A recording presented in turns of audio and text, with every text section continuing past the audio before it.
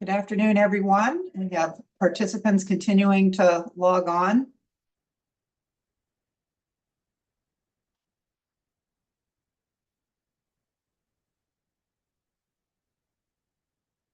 I think we can go ahead and get started.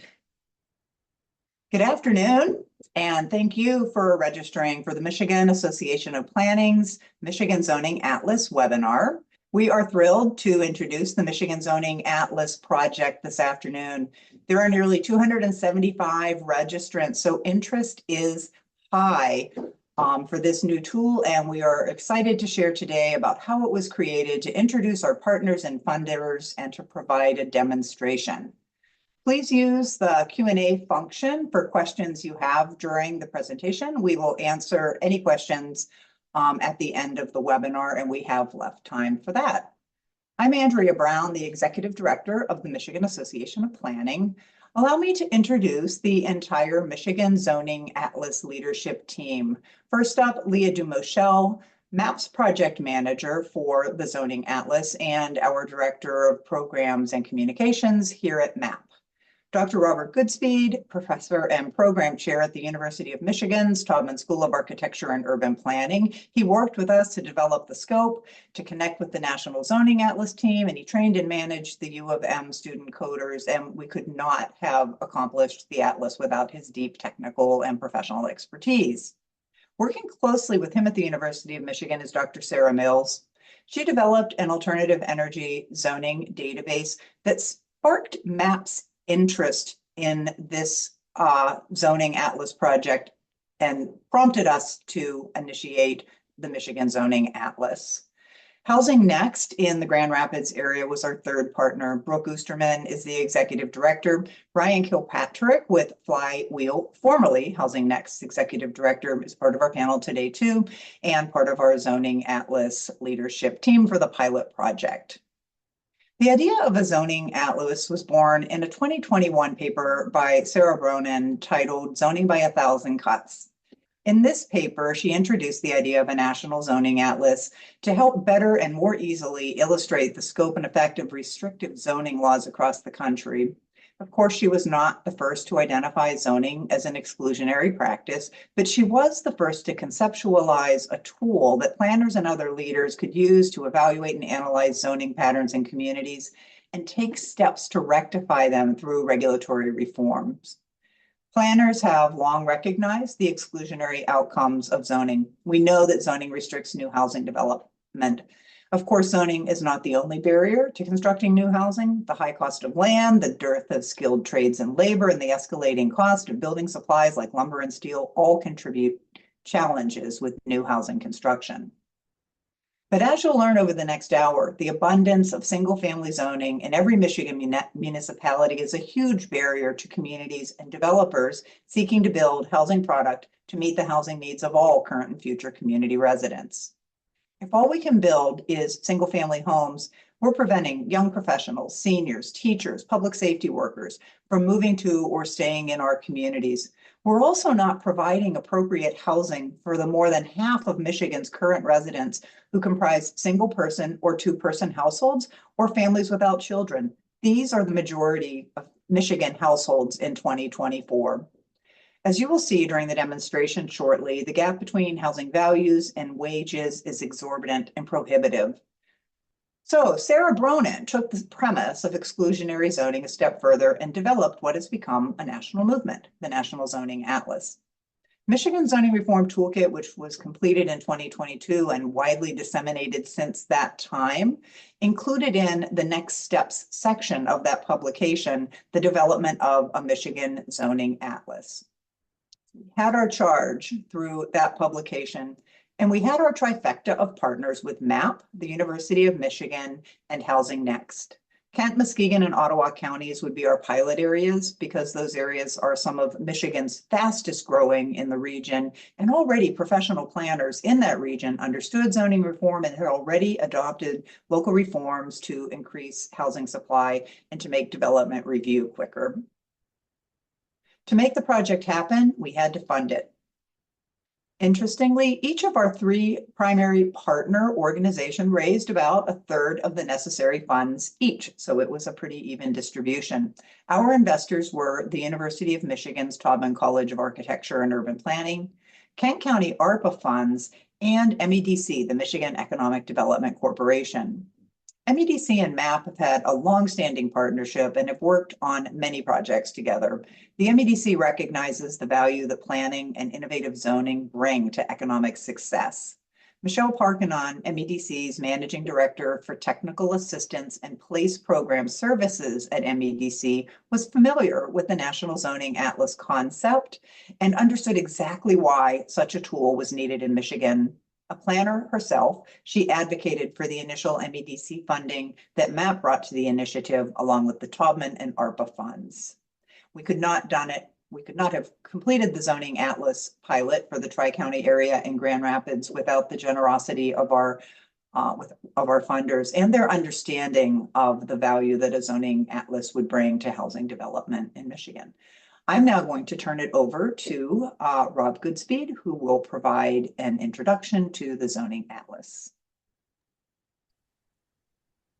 Great, thank you, Andrea. Great to see the interest in our project today. Before I launch into this slide, I'll explain the structure of the presentation. I'm going to speak briefly about the methodology the Atlas used. We'll then provide a live demo, and Leah Dumichel from MAP will demonstrate an example of a couple of questions that our data can answer. Ryan Kilpatrick will then share an example of a specific applied analysis using our data in the Grand Rapids region that shows the insights that you can develop from this type of information. And then we'll conclude with a few remarks about our plans for the project and possibly how you can be involved. A zoning atlas like ours has two components, and we generally follow the methodology established by Sarah Bronin, which has been used in many other states, including New Hampshire, Wyoming, Virginia, and so forth. And on the one hand, what you need are boundaries of zoning districts. We collected those by working with our regional partners, and in the Grand Rapids area, for the 3 counties that are included in the pilot, we found most of the boundaries were available through Regis, a regional GIS consortium in the Grand Rapids area, as well as the county GIS offices. However, we had a graduate student here at Michigan look through these boundaries and in some cases make corrections where the spatial data we obtained were a little bit outdated. And we think in many parts of the state there already are digital boundaries of zoning, and therefore it's just a matter of collecting and ensuring that they're updated. The real effort or work in the atlas comes in creating the variables. And so for every district shown on the map, the atlas suggests that you create about 107 variables, and you code what housing types are allowed, things like parking requirements and setbacks, height restrictions, and so forth. And we did this actually just using Google spreadsheets, but the National Atlas has created a digital infrastructure, which we're hopeful further regions in Michigan will make use of, where you'll get an account for a system, and once it's set up, you can go in and through a system of checkboxes and drop-down menus, enter in the information for each district in the community where you're coding. And so we think the best way to kind of convey what it is this data contains is through showing what questions it can answer. So I'll ask Leah to go ahead and switch over to the live demo. So if you load, so our project has a website, mizoningatlas.org, but the map that's shown on that page is actually the same as what's shown on the zoningatlas.org national site. And so if you start out the whole country, you'll see the only parts of Michigan that have data are Kent, Ottawa, and Muskegon counties, and hopefully will be growing soon. And so what this starts with is it just shows basically the purple are the zoned lands in these counties. And so first I'll ask Leah to toggle where people can build single family homes. So this is using an attribute when we read through the codes where single family homes are allowed. And as you might expect, it's pretty universal. There's perhaps a few districts which are exclusively agricultural or non-residential, but single-family homes are broadly legal here in our jurisdictions. Then you can also look at which zones allow apartments with 4 or more units. And this is a much different pattern. And you can see, in essence, only a fairly small number of districts in Grand Rapids and a handful of other communities allow this form of housing.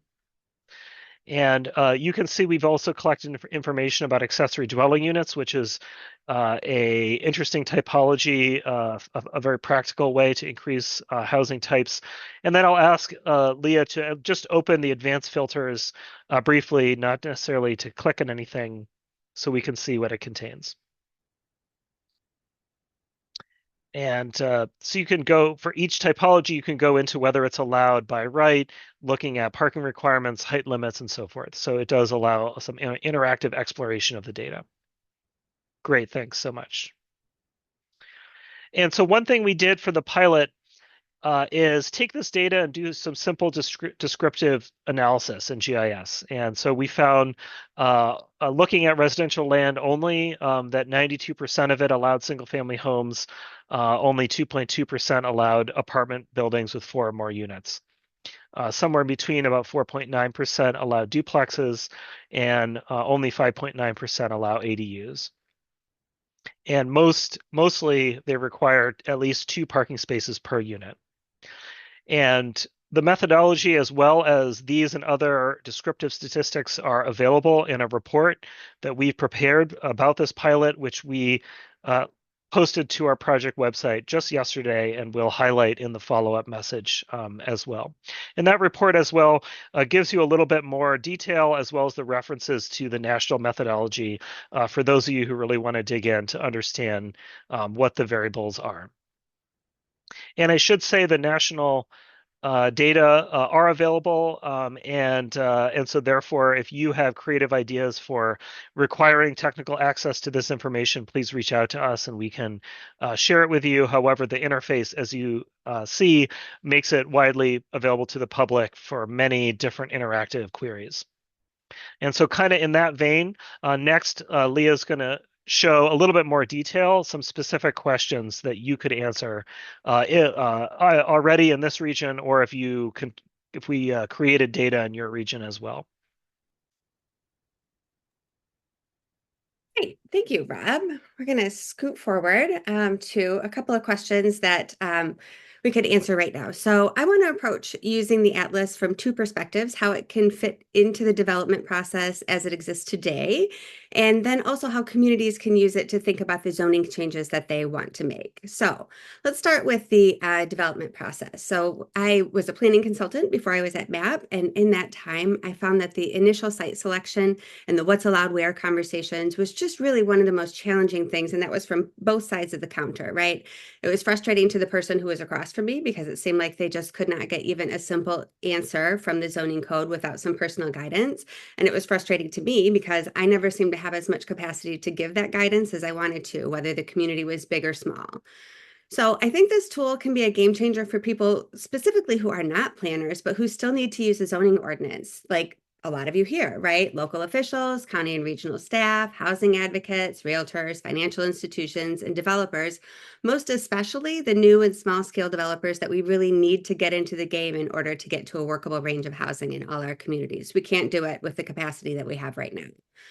I do have a couple of caveats. One I want to say right now is that this is just not going to replace every visit to your planning counter. And it's most certainly not going to replace that last one where you find out exactly what you need to do and exactly how to do it for the site that you've picked out. But we do think that it can take a lot of pressure off the first few visits, the ones where you're just trying to understand the scope of what's possible and where. So I'm going to step into the shoes of a developer, maybe a brand new one, thinking about getting into the game, and we will have a look around. So let's just say, because it's true, that I'm a big fan of duplexes. I live in one. I think they're flexible. I think they're attainable to build. I think they fit nicely into any context. And so I want to build some of this great housing type in Ottawa County. So I'm going to go over here and I am going to zoom to Ottawa County and scooch in there. And then I'm going to go down to those advanced filters that Rob showed us. And I am going to inquire about where 2-family housing is allowed. And I can see first where it's allowed by right. And now I'm going to think, well, maybe I would like to know where it's also available by public hearing. Okay, those are a few more options. I'm a first-time developer, so I'm a little intimidated by the public hearing process. So, and this is just my initial recon, so I'm going to stick to where it's allowed by right. I heard what Rob said about minimum parking requirements. I'm kind of interested in where I can build my duplex that does not have a minimum parking requirement. So I will toggle that feature on, and then I will see where you can build a duplex with no parking requirement. Oh, I see that most of my options have disappeared. So I know from the beginning of my project, okay, I'm going to have to build a parking requirement in. That saves me some time just knowing that just in my project design, just from the very beginning. So I'm going to take a look around here. It looks to me like maybe this Holland area is promising. It's got some purple areas. I'm going to zoom in a little bit and take a look around. The first thing that I notice, putting my planner eyes back on, is that I can see these opportunities in several different jurisdictions at once. So I can see where the districts in the city of Holland that allow my two-family housing. I can see districts in Holland Charter Township that allow it. I can see districts over in the city of Zeeland that allow it. And so again, if I were at the very beginning of a project, often this information is only available by personally visiting or at least rummaging through a zoning code of each one of these individual districts. So just now, let's say I was going to have to visit each of these communities. I've just saved myself, I've put maybe a day and a half's worth of work into the last, 30 seconds or so. So this is the kind of sort of exploration that we think is really exciting about this.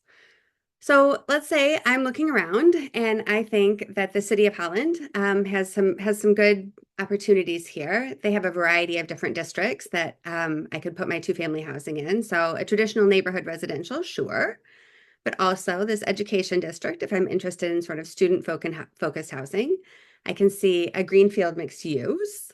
I can see a corridor mixed use. So there's a whole suite of different contexts that I can consider to start with. So I've been talking to Ryan, whom you'll hear from in a minute. So I'm pretty interested in this corridor mixed use. And you can see that the outline becomes darker when I highlight over the same sort of district. And so I can see that there's an area up here. There's also an area down here. I don't know what those contexts look like because I'm not too familiar with Holland, but I'm going to see what else I can see here. So I'll go back over to my layer options and I'm going to turn on some imagery. And I'm going to make my zoning just a little bit lighter so I still know where I'm going, but I can see underneath it. And I'm going to kind of zoom in to this section right here. So, my planner eyes, right? I can see these are some pretty big buildings. I can see there's some big parking lots. I can see that the buildings are a bit far back from the road. They're a little spread out. I think there's some good opportunity here, but this isn't quite the context that I had in mind for my little two-family development. I remember that there was another opportunity for corridor mixed use over here. And so I just kind of scroll over and zoom in again over here to take a look more closely. And I can see, and again, I don't know what's here, but I'm just kind of taking an initial look. This looks like it might be some, dense two-family, some dense multifamily housing. I can see that these buildings, they're a little bit smaller. They're a little bit closer to the road. This is kind of more the context that I had in mind. So again, I haven't made any investment decisions here, but this is enough information for me to put this on my list and to say, okay, I'm now going to go drive this corridor, or I'm going to look at what opportunities are available. It has really gotten me from an idea to a little further down the road much faster than I would have been able to get to otherwise. So I'll take this back, I'll put my opacity back up, I will reset all my filters, and now I have another question. Let's just say, again, because it's true, that I really like the city of Muskegon, and I am impressed with their revitalization efforts. I think that they are doing good things there. I would like to be a part of what they're doing there.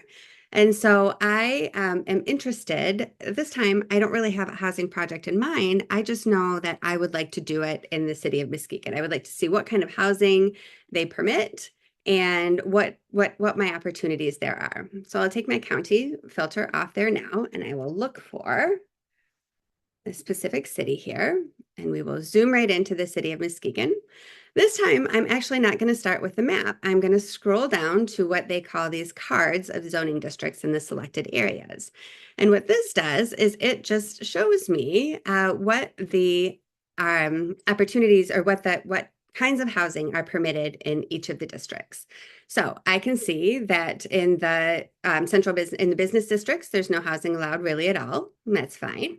I can scroll down a bit and I can see that there are some form-based districts that allow a wide range of housing, all of which requires a public hearing to approve, and that's interesting and fine too. And now I'm going to just kind of take a look down and see, okay, but in like the traditional housing districts, what kind of housing is allowed and what are the opportunities there? I can see that there are several single family districts where, as one would expect, one family housing is what's allowed.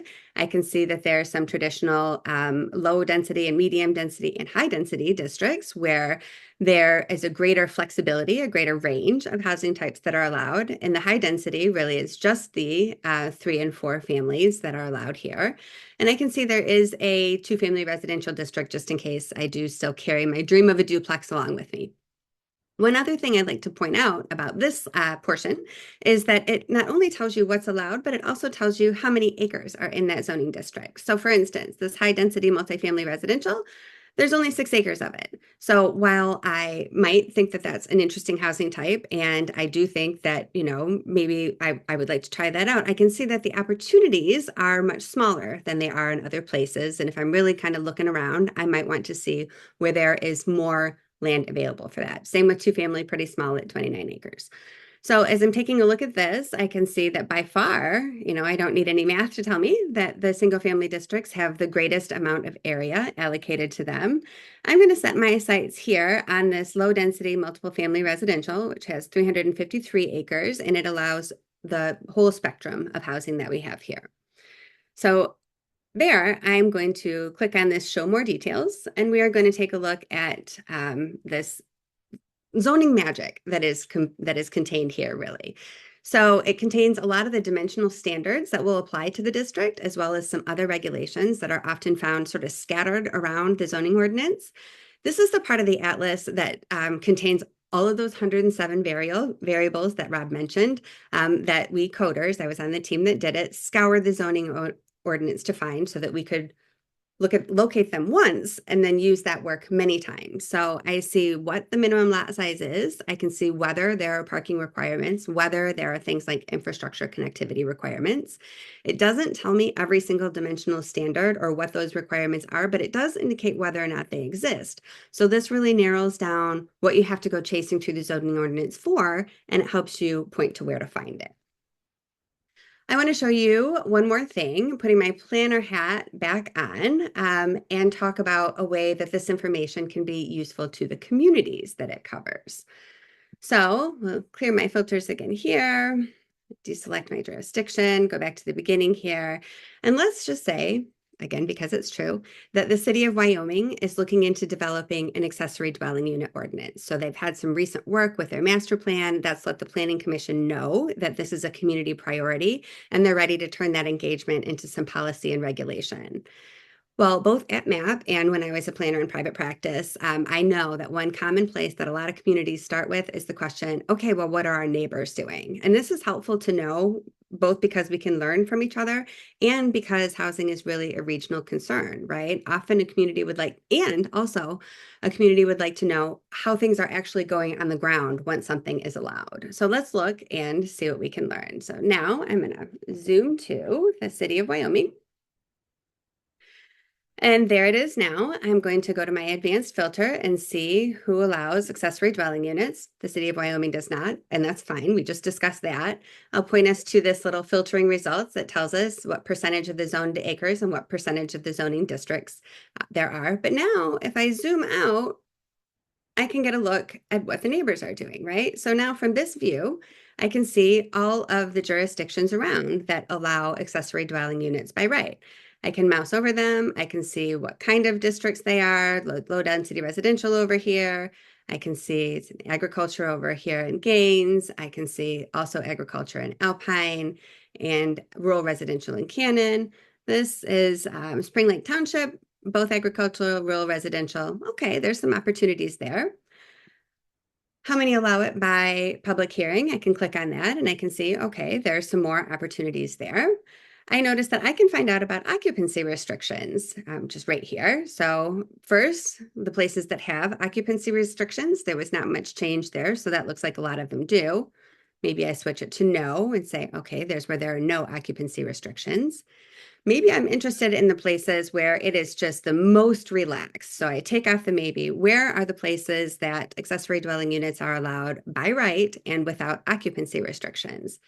So I note where those places are. I can see that really it is almost the entirety of Spring Lake Township here. So maybe I zoom to that.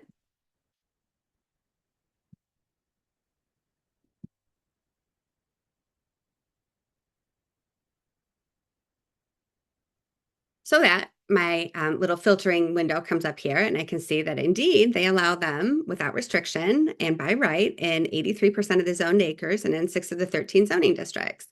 Well, if I'm the planner there, I might open that zoning ordinance up. I might see how is that written. I might give the planner a call. I might see how long it's been like that. I might see what the results have been. I might see if they have had, if they've addressed any of the concerns that my public or my planning commission have brought up. I happen to know from talking to the planner in the city of Wyoming that actually they are considering doing these differently in different parts of the community. So just for my sort of clicking on and off, I can identify a place, which is Gaines down here, where they have a variety of different ways of permitting them. So here there are occupancy restrictions and they are allowed only by right down here in the agricultural district. And I can see that without occupancy restrictions, it is allowed by right up here in a single family residential zone. And without occupancy restrictions, but with a planning public hearing here in a different residential zone. So again, I might open that zoning ordinance up and I might see how those ordinances are written. I might give the planner a call. I might find out how that has been working for them. And again, so from the planner's point of view, this saves an awful lot of time too. I mean, this is a lot of zoning ordinances to comb through. This is a lot of planners to call if you don't have any place to start. So there are a couple of examples for us. I do want to offer my second caveat, which is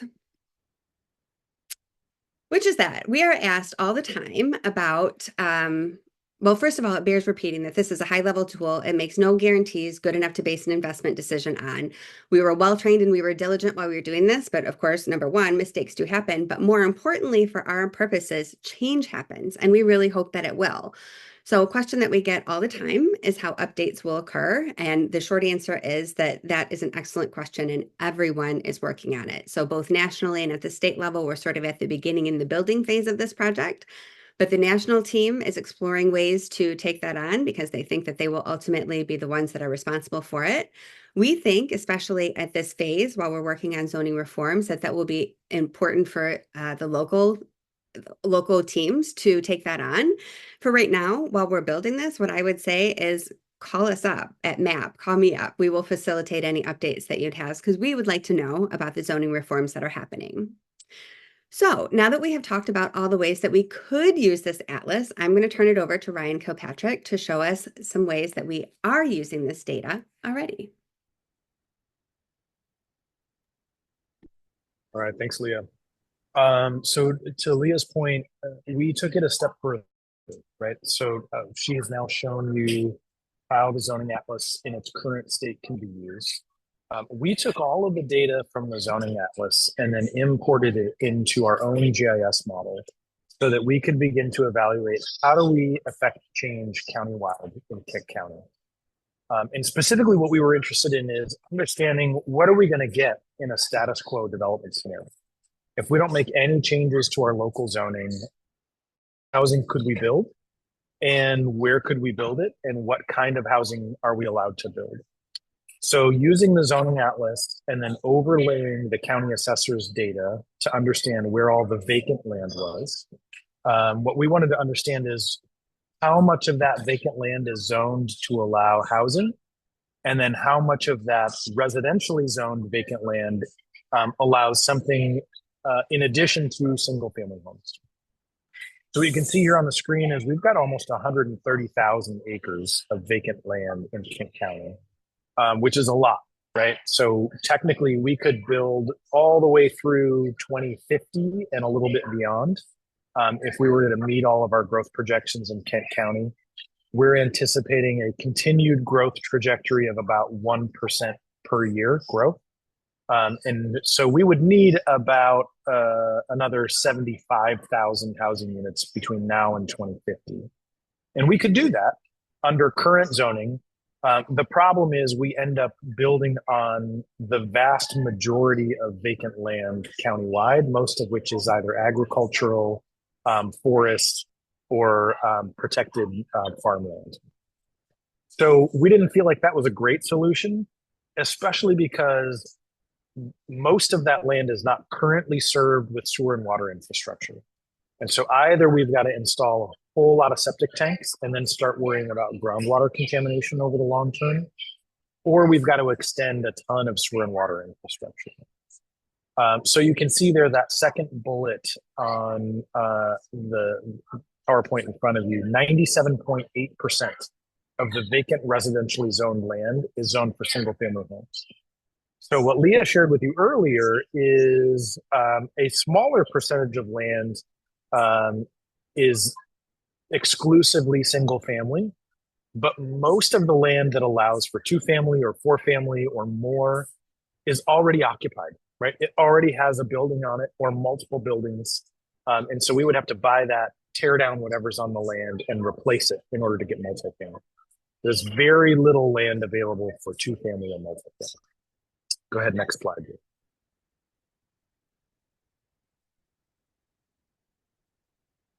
So the next thing we wanted to do is understand what do we actually need across Kent County to serve all of the different price points that we know are necessary to support our households. And so what you can see here is about 25% of Kent County households can afford the traditional new single family home on an acre and a half. They need to earn an average income of about $112,000 a year or more. Another roughly 25% of households could afford new construction if it were an attached townhome or a duplex kind of a structure. Another 10% could afford new construction if it's constructed as multifamily. And then 42% of the county can't afford the cost of new construction, period, unless it's got some kind of a subsidy. So what we can see here is roughly 34, 35% of households in Kent County could afford new construction, but only if it's adequately zoned to allow for something other than large lot single family. Go ahead to the next slide, Leah. And this is how we're actually zoning, right? So this is what illustrates that 97.8% of land is exclusively set aside for single family homes with an average lot size of 1.5 acres and an average lot frontage of 78 feet. Only 1.6% of land is available for townhomes or duplexes, and 0.6% of vacant land is available for new multifamily. And so we know that we're never going to meet our housing goals countywide if we continue with the status quo. And we sort of knew that without the zoning atlas, but we couldn't prove it. We didn't have any data. We couldn't illustrate it in this way. We could talk about it and say we think that's true. But as a result of the zoning atlas, we were able to definitively describe where can we build new housing, what kind of housing are we allowed to build, and then using our market data, we can articulate what will it cost to build those new homes that were currently permitted, and how do we compare that to household incomes? And then go ahead to the next slide. So then the last thing that we did in order to support an alternative growth trajectory is begin to articulate where do we have opportunities for redevelopment? Where do we have underutilized land that already has access to sewer and water? It already has access to high traffic corridors. So we're not putting new traffic in existing single family neighborhoods or out in rural places where the road just can't handle it. We looked at 32 corridors across Kent County and began to model new neighborhoods. We modeled new infrastructure that would be needed, if any. and we modeled the new taxable value that would result. Go ahead to the next slide. And so then what we're able to do with that data is clearly illustrate what does a status quo scenario look like if we were to build out Kent County to achieve those 79,000 housing units under a status quo scenario. We'd need to invest in roughly $25 billion worth of new infrastructure in order to serve the whole county. Or we could focus on those 32 corridors with an estimated 32% build out rate, achieve the same number of housing units almost with a fraction of the infrastructure investment. And meanwhile, what ultimately happens here is we're able to bring the average price point for the new home that gets built down by $100,000 per unit. Now, it's still not deep low income affordable. We're still averaging about $325,000 per unit in the corridor strategy, but that's well below the $425,000 to $450,000 average price point in our single family.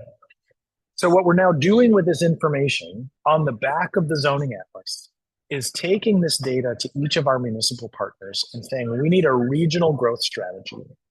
It doesn't need to be top down, right? We're not deciding at the county level or at the regional level what happens on the ground in local municipalities, but we're giving our local municipalities a roadmap to say, here's how you can contribute to solving for our housing challenges at the price points that we most need them, starter homes, middle income rental product, as well as low and affordable housing.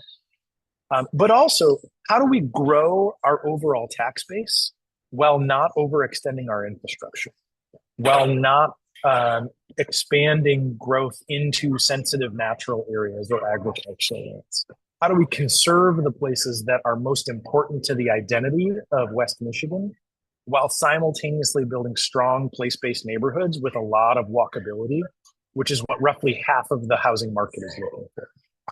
So in summary, we never could have done any of this data analysis without the zoning atlas. And we were able to build on the data from the atlas in order to model a true sustainable growth strategy that we're now getting a lot of traction across Kent County with several local municipal partners.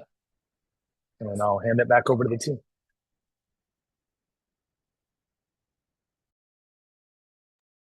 Thank you. I just never get tired of that. Like it is fascinating to me every single time. So you can read in more detail about that corridor work in the final project report, which also takes you through the project development and the findings. So that's at our website, mizoningatlas.org. And then for those of you who are MAP members, the next issue of your magazine will cover it as well. So with the completion of the pilot project, right, the big question is, okay, what's next?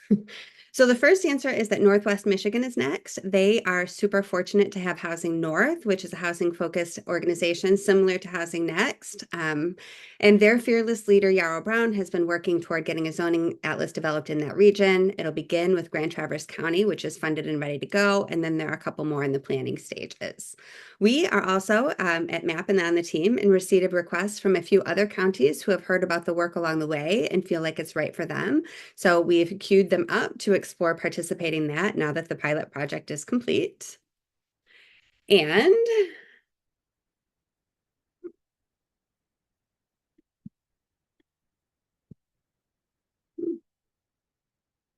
there we go.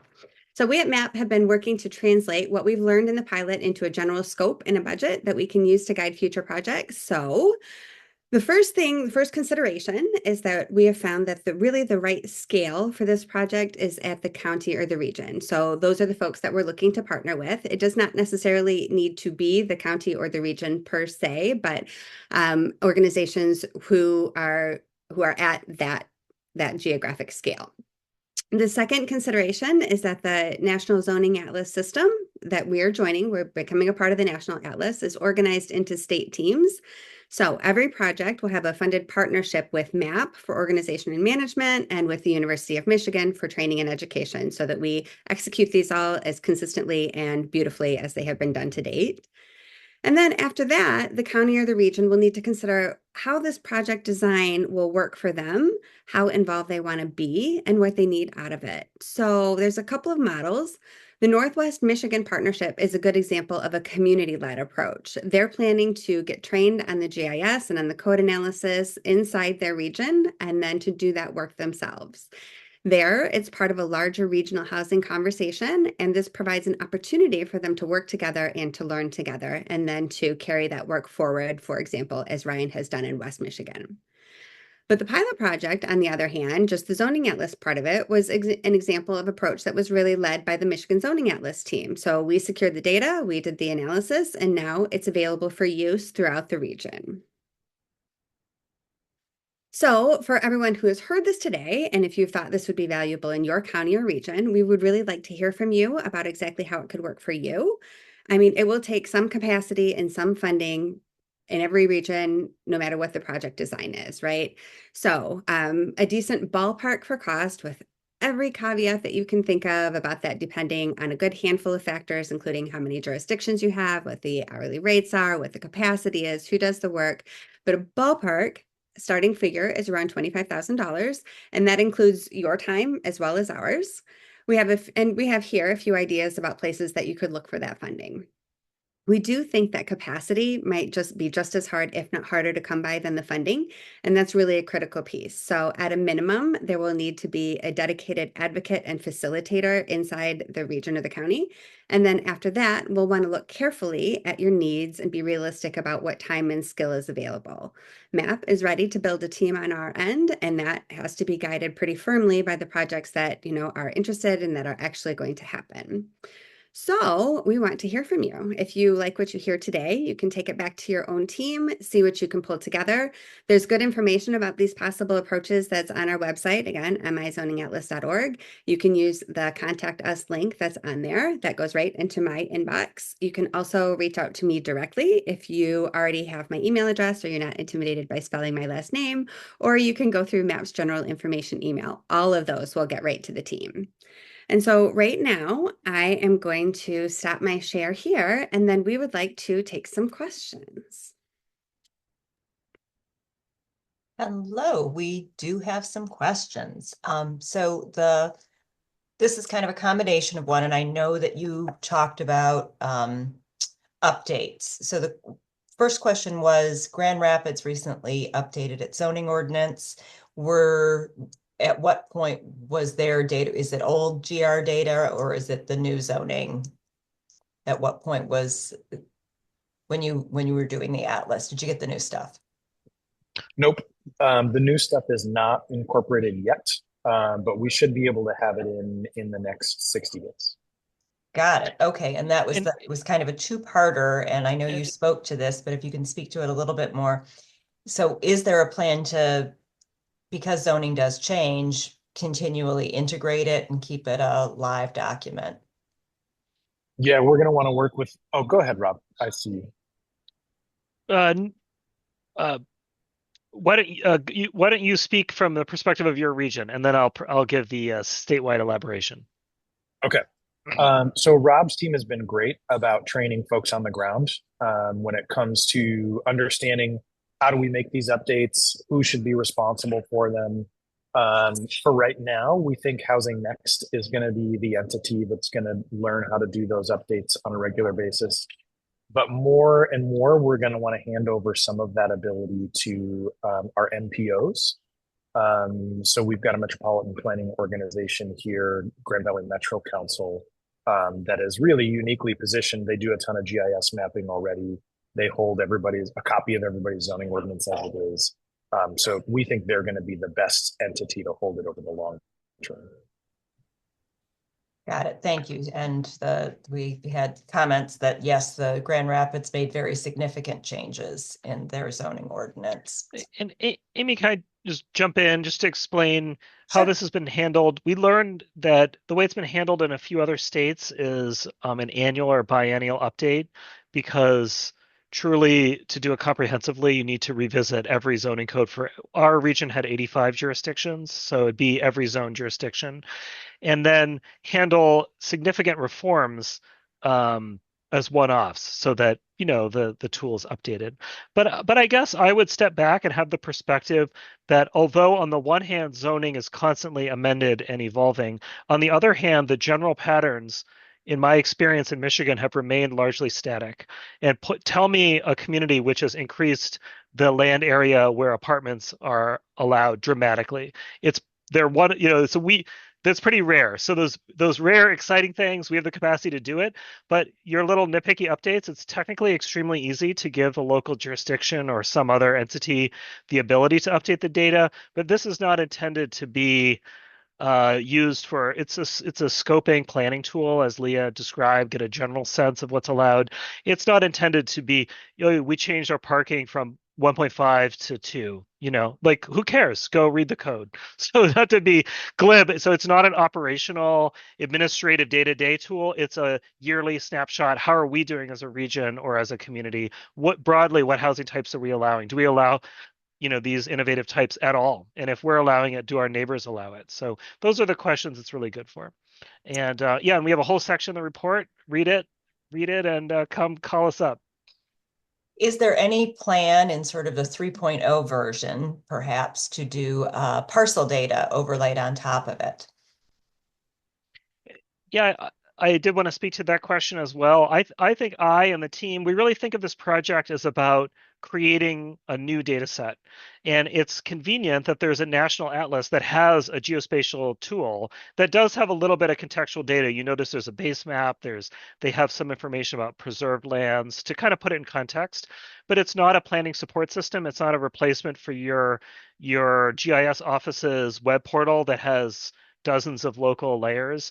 And those, I've been involved in projects to create those tools to allow overlaying multiple factors to more complex analyses.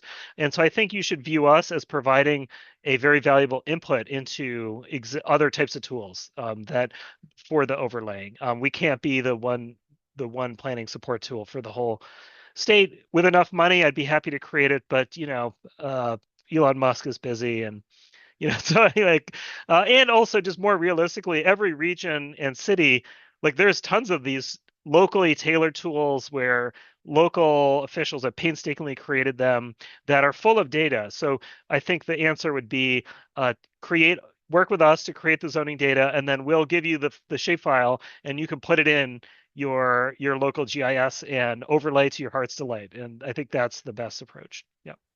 And that's probably, we did have a question about working with DNR and Agriculture Department to overlay where high value natural agricultural zones are. So I think maybe you answered that question. So thank you for that. All right, next one. It jumped on me, sorry. Have you found that small developers are becoming aware of the Atlas, or is this still just brand new? Have you? Yeah, so Go ahead. I would say we're still building our network of small developers. They're few and far between, or at least we don't know about very many of them. So one of the valuable assets that comes from this zoning atlas is we're really simplifying access to information for folks that aren't used to combing through a complicated zoning ordinance. I saw some comments. People seem to be familiar with the Grand Rapids zoning ordinance changes. They made some really significant changes that are super valuable, and their code is really hard to read, right? If you haven't been steeped in that code for a long time, it is difficult to figure out what's allowed and what the special provisions look like. You got to be all over the place in that code. The zoning atlas really simplifies a lot of that. It doesn't tell you everything that you need to know, but it makes it much more clear where you're allowed to build, and not just in the city of Grand Rapids, but across the 3-county region. So back to the original question, we're building out our network of small developers, and this is a great asset that we can share with them. Thank you. So other than these 3 counties, what is the queue looking like? Can you tell us what communities have already signed up for the next round? So Northwest Michigan is the one that is sort of the furthest along and the furthest, kind of on deck. And I will say that, Housing North has seen the value of this immediately, and not only them, but also the city of Traverse City, which does have just the kind of detailed GIS resources that, Rob and Ryan were describing. And so that is the place that is that is definitely in the next. The places that we are, sort of also have in our sites, and so if you have expressed interest that I'm probably not, at liberty to call out in a public webinar because we're just still talking things through, right? But places that are growing quickly, I think have definitely the highest need for this because, right, the as the demand affects the affordability, right, that sort of combines with the, lack of supply and is the most pressing and urgent need. So I think that that's the easiest thing to say. Our fast growing regions, regions that, really know that they need reform and that understand that this is a regional issue in their area because like housing is really under local control and yet it's affected by regional forces. And so this is really meant to help sort of bridge the gap between that little conundrum there. All right, we did have a question. I think that Dr. Goodspeed answered it, but it was asking about it looks like it appears to have disappeared. It was asking about the GIS, and it looks like you've answered that, Dr. Goodspeed. Is that correct? Oh, yes. It disappeared from me. So, okay. It's in the answer column. Yeah. So, hi, Jason. Okay. This is the No, it's fine. I'm somebody just from Regis who actually was hugely helpful. We built use their spatial data for the project. So, yeah. All right. How are you growing the network with small developers? I'm guessing that's a follow-up for me. Probably, yeah. Yeah. So we are launching an equitable development initiative. Hopefully that press release goes out in the next 24 hours. It's a partnership with the Urban League of West Michigan. And so that'll be a 20 cohort small developer initiative where we work through a set of curriculum similar to the CEDAM boot camp, but instead of having a big chunk of the time dedicated to LIHTC, we're really going to be focused on two families, small lot, single family, fourplexes, townhomes, those kinds of things. It's something that you could get financed by refinancing your own single family home and taking some money out or borrowing a little bit from friends and family. So we're starting there, but we're also using the zoning atlas. We're starting up quarterly meetings here in West Michigan. The network is small so far, but we've got about a half a dozen folks who are partnered, and hopefully over time that takes on a life of its own. Housing Next likes to launch things and then let them fly away and be their own creature. So our hope is that we can launch it and then it becomes its own entity that somebody else wants to manage and make even greater. Yeah, I heard you mention CEDAM there. So, and then that's the region. So Ryan's speaking about the region, and I would just put in a little follow-up that, an organization that is sort of leaning into the work of training small developers and helping to give them the resources that they need is that one, the Community and Economic Development Association of Michigan. Thank you. So this was very informative. Somebody said, any suggestions on what are your takeaways on zoning ordinance simplification as you learned coding it that you found were just difficult? I think this is a Leah question, but maybe this is a motivation. This is a pretty wonky audience. If you really want to educate yourself about contemporary zoning, then no better way to do it than sit down and read them. So, yeah, Leah, what's your thought? I mean, that again, it's a little oblique to our project, but I think one reason we're excited about the more collaborative approach is organizations like Housing North already have a lot of local expertise, but in order to do this, they're going to have to sit down and read every zoning code, and so they're going to have really deep expertise of both the good, the bad, and the ugly, and how everyone's doing it, and the nuances about maybe where reforms are needed. So, yeah, Leah, what's your take on this issue? Yeah, so I was on the team that did the coding, just one of the analysts like everybody else. And really one thing that sticks out a bunch when you're doing this is just how much chasing through the zoning code that you end up needing to do. Like, oh, this little piece of information is here. I felt very fortunate to have had 10 years of professional private practice experience to have done that. So I been back and forth in a zoning code. And if you didn't have that, then there's a bit of a learning curve. So just like the top level takeaway is that, you know, putting as much information about one district in the same place as possible. And I know from my old experience of writing these, so then the risk that you introduce there, if you're the one that's putting together a zoning code, is that that it ends up being not consistent. So it's easy to make a change in one district. You want it to apply to all of them. And if you've broken it up by district, then, you know, you kind of have to, you, the writer of the code, have to kind of go chasing through it to make sure that it remains consistent. But I think for usability, like if your goal is to have a code that's usable, that is maybe the top level place to start, is to sort of view it as the user and to not just put the things where they sort of logically make sense, but also when you're formatting to, you know, have very clear arrows toward where you need to look next. There's often just a line that says, you know, look in these other 6 chapters, and that is not quite sufficient to get most people to where they need to go. So there's a couple of ideas. All right, thank you. So we do have a, let's see, I'm going to skip to the last one and then we'll work backwards from there. Have any of the Michigan tribes contacted you at all about this? No, they have not. I think that would be delightful. I would love to learn from them and to work with them. Here's a good one. So in those yearly updates that you've talked about, that's going to be built in, is that's like done then? That's not something that there's another fee as this is a living document. You're not penalized for updating your zoning ordinance, basically. No, no, I mean, I think at the local level, we want to have an agency that is just, this is part of what they do, right? And hopefully our partners, who are also funders in a lot of instances, see enough value in that they're willing to make, you know, a little bit of a contribution to ensure that the staff hours are there to update those codes into the Atlas. But it's definitely not something that we're going to go back to a township and say, well, now you owe us money. Thank you.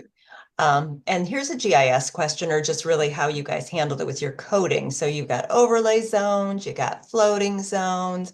I did see you had planned residential development, so a PUD that's residential on that toggle.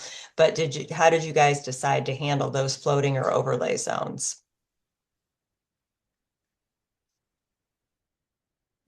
We didn't make that decision. So everything that we do is thought out by the national methodology. So the overlays themselves, at like the first question, basically for every district, you answer those 107 questions. And the first question is this a regular zoning district or is it an overlay? And then you answer all of the remaining questions, you know, sort of based on that. So that is how the overlays were handled. And then there's a whole separate column for PRDs. And over the course of the year or so that we were working on entering this data, there were also monthly meetings of the national team at which the various state teams came together with the, you know, the sort of people that were overseeing the GIS of the National Zoning Atlas and the code analysts. So some tweaks were made, not a whole lot of like big changes to the methodology, but there, from the time that the first methodology was published in 2022, there was an update in 2024 that sort of accommodated all of the, I mean, I tell you what, there's nothing like zoning to have a million exceptions. Like you draw a square on a map and then you find out all the ways that that doesn't fit. And that was true locally, it was true nationally. So we have worked hard. The national team has worked hard to get something that works for everyone, and it mostly does. Yeah, and just to elaborate, this getting into the weeds, like we did a lot of the intense coding like a year ago. It's a 1.5-year process. So, but I think, for example, a lot of local codes, the PUD is written so that when actually there's like a rezoning and then the PUD rules refer to what it was zoned before, and then in practice it creates a new district that's a specific flavor of the PUD. So we generally, the philosophy is to code mapped districts.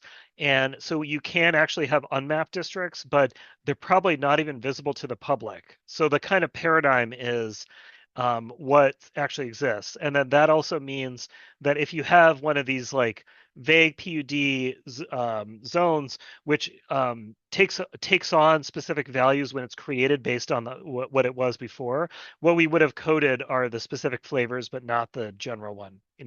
If that makes sense. So absolutely, all of these things are contemplated and worked through, and this is one reason it does take a little time to work on the details. So. Sure.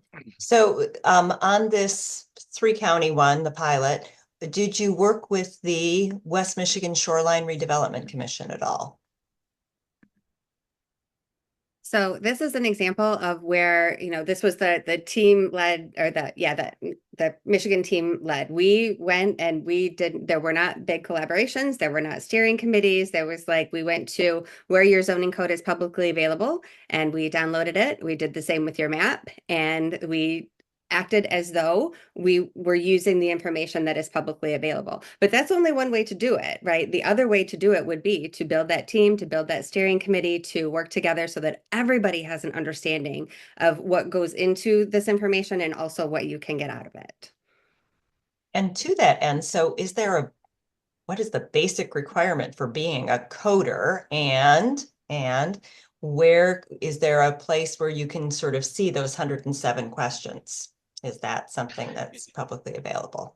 Yeah, so I just answered that one Okay. with a link to the national methodology, which is a freely downloadable, which not only lists what's coded, but provides voluminous methodological guidance for exactly how to code it.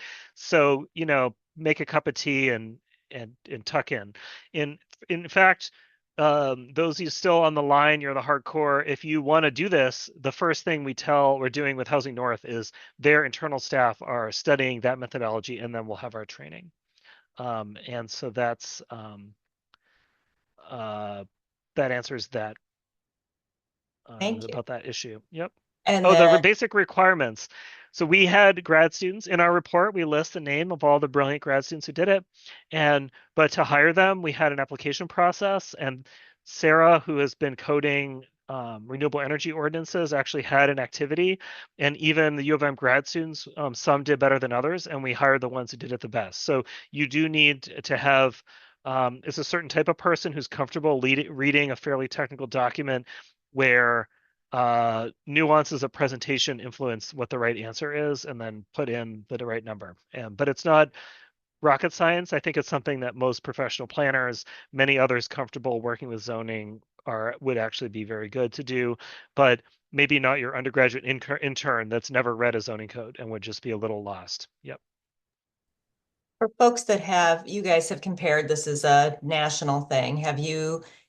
Is there a compare and contrast if there are other states where the state does zoning or the county does zoning and it is a much more centralized or regional thing?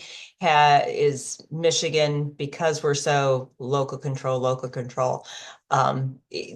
did you notice those differences when you were comparing Michigan or these 3 counties to other states that have done this? I mean, there was a pretty big range. So not every state is participating. So there were a few small states that, sort of got done pretty quickly. The state of New Hampshire is one of them that comes to mind. Connecticut obviously was first because Sarah Roden is from there. So there were a few that sort of seemed like they were able to sort of attack it in a more all at once sort of way.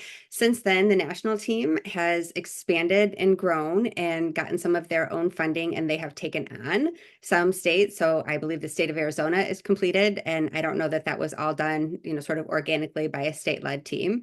There are some states that don't have a lot of zoning, but so Montana is one. They really only had sort of the 2 municipal areas that needed to be coded as such. If you look at the atlas, there's also, we didn't talk about this because it didn't come up in our area, but it also identifies areas that have no zoning. So there are some states most of the state doesn't have any zoning at all. So in order to complete the state, you really just had to do in Montana, for example, those 2 municipal areas. Boy, you find out what a wide variety of approaches there are across these 50 states. And just to weigh in, Amy, and I also, have you asked the question, the perils of decentralizing police power? So Oh, that it was does. kind of what I asked. Okay, I yeah. didn't say So perils. fair enough. I don't think there's been a serious statewide look at land use issues since the Granholm administration, since that Blue Ribbon Task Force. I think the trends in land use in our state are concerning, and I think many on the line here might be aware of that. And I personally, give me a call if you want to replicate that famous sprawl map. So I do think if we eventually, the immediate uses are kind of at the community scale, the regional scale, but if we do succeed in kind of covering more and more of the state, we will have a data set that could be useful for looking at those broader trends and possibly rethinking our zoning and planning enabling act or structure of how zoning is handled. In light of what we learn. So. Yeah, just as a follow-up, I know that's something that the map board was looking at, and they talked to different planning agencies that have more regional power, and really about how that all works. And it is interesting, the states that do have, Florida has, required, they have a state planning agency, and just it is something that the map board is looking at. And I think the question would be, Leah or Dr. Goodspeed, since there are all these approaches, I think what I found in talking when I sat in on those map board meetings is just because it's centralized doesn't mean it's actually better. I'm not saying Yes, I'm not saying that absolutely, our use of land in absolutely. Michigan Yeah. is not concerning. Yeah. But I did find that there's bad planning going on even at a statewide level. And even states that have robust smart growth policies like Maryland, it has not been a magic wand. They have priority growth areas. They have impact fees, and even states with growth boundaries, then you're negotiating that, having leapfrog problems and so forth. So no, I'm not, I don't have a solution, but absolutely, it's a very complex topic, and we're excited that folks maybe are interested in delving in. Maybe there'll be an opportunity to do that. Well, thank you. If anybody has questions, we have answered. Thank you, Dr. Goodspeed, for typing in those, and especially the more technical GISE, ESRI type ones. Thank you for that. We have reached the end unless I see something else pop up. I want to thank everybody for their time.